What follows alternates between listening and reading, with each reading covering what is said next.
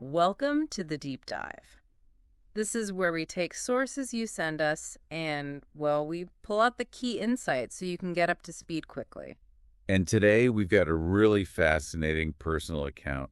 It's about a guy named Ravi who tried to learn to speak English in just 7 days. We actually have his notes, his plan, his reflections. Yeah, it's quite the story. So our mission today is to really unpack Ravi's week. What did he actually do? What worked? What didn't? Exactly. And we want to look at the psychology, too, how he tackled that language barrier. The idea is to pull out some actionable stuff for you, our listener, that you might be able to use, for any kind of learning. Okay, so let's start at the beginning. The decision. Robbie's 24, living in a smaller Indian city. He's got dreams, he's curious, but he can read some English, but speaking it, that's the hurdle. Right. And this wasn't just a minor inconvenience. It was causing real frustration, especially at his job. He worked in a mobile phone shop, and apparently English was pretty necessary there. Yeah, the source mentions that feeling of embarrassment. Like, he knew stuff but couldn't get the words out. A lot of people probably relate to that. Definitely. That gap between understanding and actually producing the language, it's common. And it all kind of came to a head with this one incident. A young woman came in asking about an iPhone. Ravi understood her perfectly, but he just froze. Couldn't string a sentence together. All he managed was pointing and saying, like, that phone here. Oh, wow. That must have felt awful. Apparently, yeah. The source says she gave him this polite but confused smile and just left. He felt really disappointed, embarrassed. And that moment, that specific interaction, it sounds like it was the real catalyst, wasn't it? It made the problem really concrete. Totally. It pushed him to think about why. Why couldn't he speak? He looked back at his schooling. And what did he figure out? Well, he realized school was all about memorizing grammar rules, passing tests, getting marks. But not actually speaking, not thinking in English. Exactly. No focus on communication, just theory. It's a pretty common educational trap, I think. Yeah, that disconnect between academic learning and practical application is huge, especially with languages. You need to practice the actual skill of talking. So this whole experience, it lit a fire under him. He grabs his notebook, writes Mission English, 7 days, right at the top. He actually made a plan, day by day. Yep. Super detailed. Day 1, start speaking simple sentences. Day 2, learn 20 useful daily words. Day 3, practice conversations in a mirror. Okay, keep going.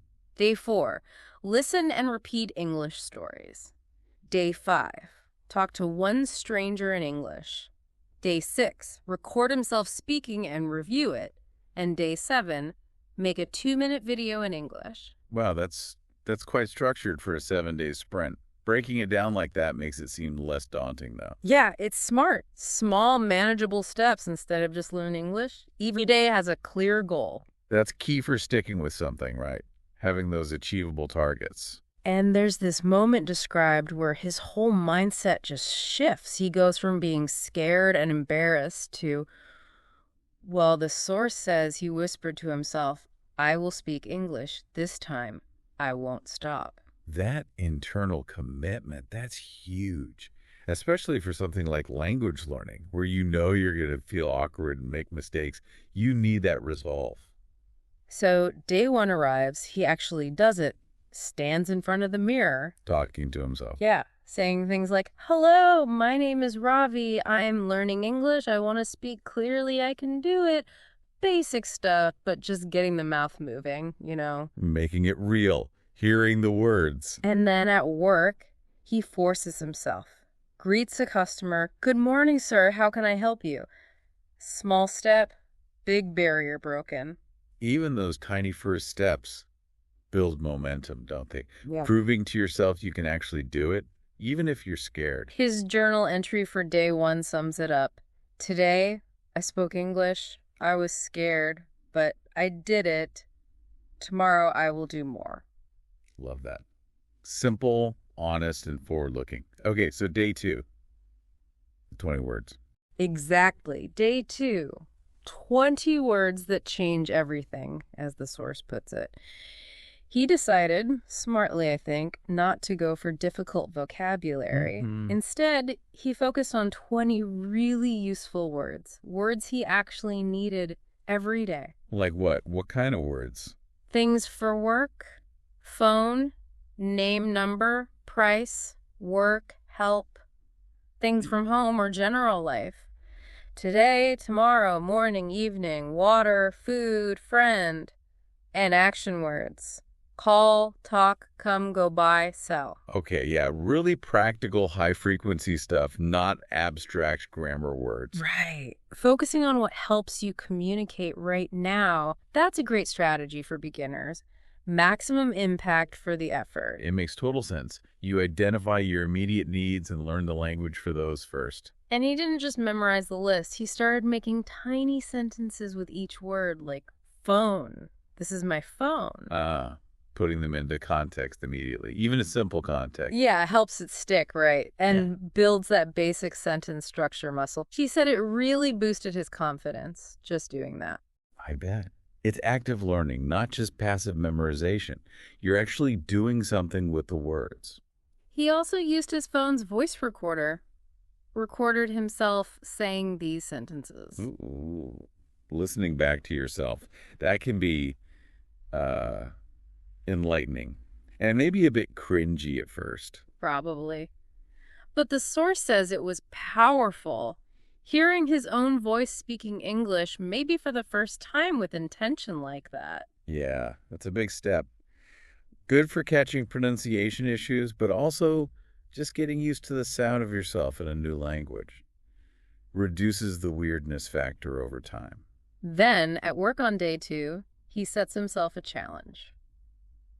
Use at least 5 of the new words in actual conversations. Putting it straight into practice. Nice. Did he manage it? He did. The source gives examples him using phone, price, help with customers. And by the evening, he'd actually used 10 of the words. That's great. Exceeding his own goal. That must have felt really good, building tangible proof of progress. Definitely. And again, the key thing here was his focus. Communication over perfection. He wasn't stressing about perfect grammar. Just getting the message across. Exactly. Being brave, not necessarily perfect. That's a huge mindset shift. Perfectionism paralyzes so many language learners. It really does. You have to be willing to make mistakes. His day 2 journal entry nails it. Today, I learned the power of small words. I don't need to be perfect. I just need to be brave. And get this, he even mentions dreaming in English that night. Whoa. Okay, that shows some serious immersion happening. Even after just 2 days, his brain was clearly processing it intensely. Right. So day 3, this is the mirror trick. He's waking up feeling more confident now after 2 solid days of actually speaking. Building on that momentum. So the mirror. Yeah. What was the goal? Basically just practice talking, but looking at himself while doing it. Okay. So he starts talking to his reflection. Yeah. Starts those affirmations again. Good morning. My name is Ravi. I speak English now. I am not afraid. He admitted it felt a bit silly initially. I can imagine. But then he found it really helpful. The mirror gave him a face to talk to, a non-judgmental audience. He could just listen to himself without pressure. That makes sense. A safe space to experiment. Plus, you get visual feedbacks, seeing how your mouth moves, your expressions. Good point. He started making up little dialogues using his 20 words, playing both parts shopkeeper and customer. Ah, like solo role-playing. Yep. That's actually a really smart technique for internalizing conversations. Yeah, practicing the back and forth. He even created 3 specific mirror characters to talk to. Oh, like who? A customer, a tourist, and a new friend. And he made up different little conversations for each one. That's cool. So he's not just repeating phrases, he's thinking about different social situations and how the language might change, developing pragmatic awareness. Then he tries this challenge he found online. Speak for 1 minute without stopping. Just continuous talking. Yep, he did it, talking about his learning journey, how he felt. And afterwards, he described feeling free, like a barrier was broken. That exercise forces fluency, right? You can't pause and overthink. You just have to keep going, accessing vocabulary quickly. That feeling of freedom must come from just letting it flow. He even started applying the mirror trick to other topics, like food. Just simple sentences. I like rice. I eat rice every day. Consistent practice, broadening the topics. And he noticed a real change. The more he did it, the less scared he felt, the more confident he became. It was like desensitizing the fear through exposure. That's the psychological aspect, isn't it? Facing the fear in a controlled way, having positive experiences, and slowly rewiring that anxiety. His day 3 journal entry is really insightful. Today, I spoke to the mirror, but I also spoke to myself. I felt my own courage. I am learning to trust myself. Wow. It's becoming about more than just English, isn't it? It's about self-belief. Definitely. Okay, day 4. The focus shifts now, more towards input listening. Balancing output with input. Crucial. He found this quote from an online trainer. Before you speak like a native, you must listen like a baby. Ooh, I like that. It emphasizes that period of silent absorption, just taking it all in. Exactly. So his plan for day 4 was listen and repeat. How did he do that? He found a YouTube video, a simple English story called The Boy and the Mango Tree. It had slow, clear narration. Perfect for this kind of exercise. This process was listen to a line, pause, repeat it out loud, trying to mimic the sound, the rhythm, training his ears and his mouth at the same time. That's called shadowing. It's a really effective technique for pronunciation and intonation. You're literally tuning your speech muscles. And the source says something amazing happened. After doing this for a while, he could actually retell the whole story himself, in his own words. That's fantastic. That shows real comprehension and processing, not just mimicking. He internalized it. Yeah, moving from just hearing sounds to understanding meaning and structure and then being able to reproduce it. Big leap. Definitely a milestone. Later that day, he listened to beginner English podcasts while walking around his room, earphones in, repeating phrases. Keeping the immersion going. But here's the interesting bit. He started changing the sentences he heard, adapting them to his own life. Moving beyond pure repetition to active creation. Taking the patterns and making them his own. That's a sign of real progress. He realized listening and repeating wasn't passive at all. It was active brain training. Totally. You're constantly analyzing, comparing, adjusting. That evening, he's on his terrace, listening to the story again, eyes closed, repeating it, and then he adds his own line at the end. And the young man smiled, holding English in his heart. Oh, that's lovely. Shows a real emotional connection forming with the language. His journal entry reflects that. Today, I became a listener. I became an echo. And slowly, I became a speaker. My ears are now my teachers. He felt like he was living English now. That's a powerful feeling. When it stops being just an academic subject and starts feeling like part of you. Okay, day 5 must be the big one. Talking to a stranger. Yep. Day 5. The fear test. Speaking English with a stranger.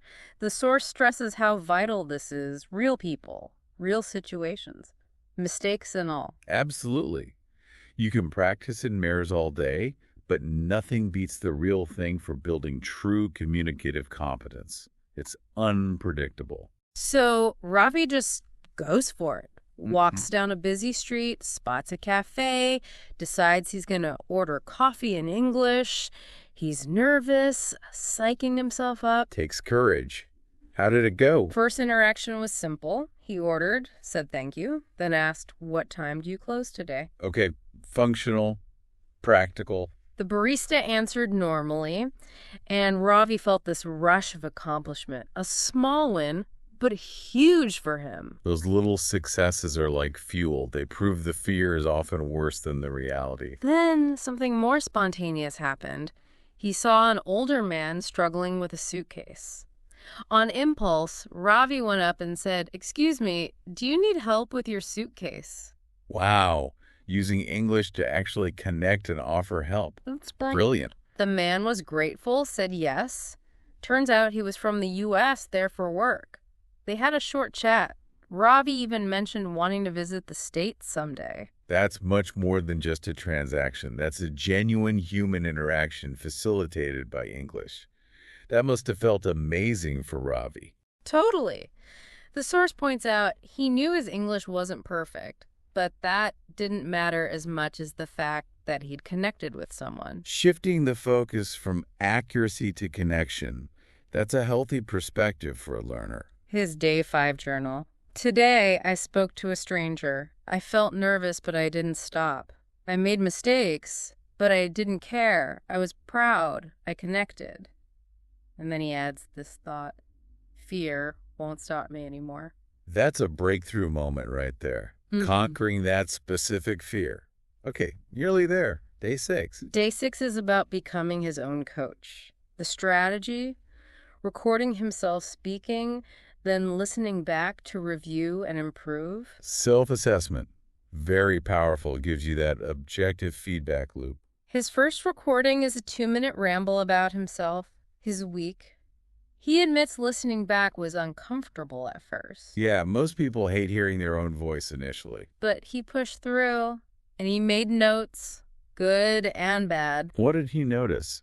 Pronunciation wasn't always clear, too many ums and sentences, sometimes too long, but also positives. The sentences felt real. He wasn't afraid. His ideas came across. He was communicating. That balanced feedback is important. Acknowledge the wins alongside the areas for work. Keeps you motivated. He wrote in his journal about hearing his voice and planned to listen daily.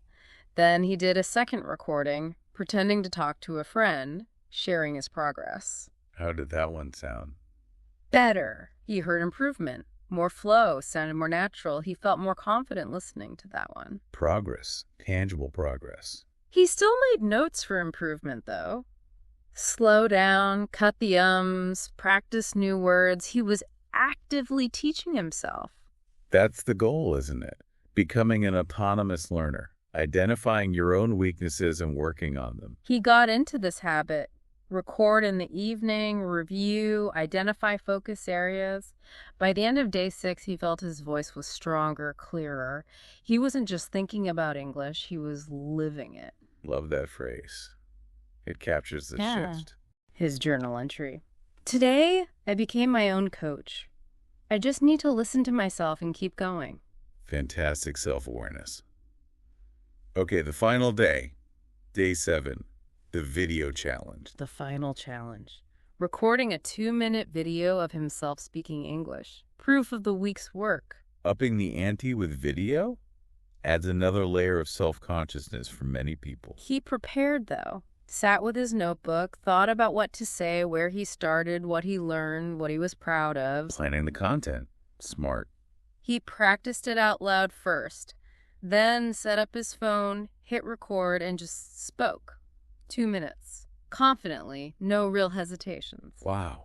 After just 6 days of intense focus. That's impressive. How did he feel watching it back? He knew it wasn't perfect, but he felt it was real. It was his voice, the voice of someone who'd faced down fear. He saw clarity, purpose, emotion. The video became the story of his journey. A tangible artifact of his transformation. Did he share it? Yeah, with friends and family. They were amazed, apparently, which must have been a huge boost. Absolutely. External validation reinforcing that internal progress. His final journal entry. Today, I spoke for 2 minutes. It wasn't perfect, but it was real. I spoke my journey. And I will keep speaking. This is just the beginning. What a great ending note for the week. But clearly not the end of his journey. He was transformed, ready to keep going. So, looking back at Ravi's whole week, what are the big takeaways here? Well, several things jump out. First, the power of breaking a big goal into really small, daily, achievable steps. That made it manageable. Right, and consistent daily practice, even short bursts, but every day. Definitely. Also, using a mix of methods, speaking aloud, the mirror trick, listening and repeating, recording himself. He wasn't just doing one thing. And tackling the fear head on, right? Yeah. Especially talking to strangers and the recording, not waiting until he felt ready. Exactly. Action cures fear, as they say. And embracing imperfection, focusing on communication, not flawless grammar, especially early on. So for you listening, think about how these strategies might apply to something you're trying to learn, language or anything else. Yeah, those aha moments Ravi had are pretty universal, aren't they? The impact of just a few useful words, the safety of the mirror, listening like a baby, the buzz from talking to a stranger, the insights from self-review. It really makes you think. Which brings us to our final thought for you. Inspired by Ravi's 7-day mission, his willingness to jump in. What's one small step, maybe something that feels just a little bit scary or uncomfortable, that you could take today towards a goal you've been putting off? What's your version of Ravi's first hello in the mirror or learning those first few crucial words? Something to ponder.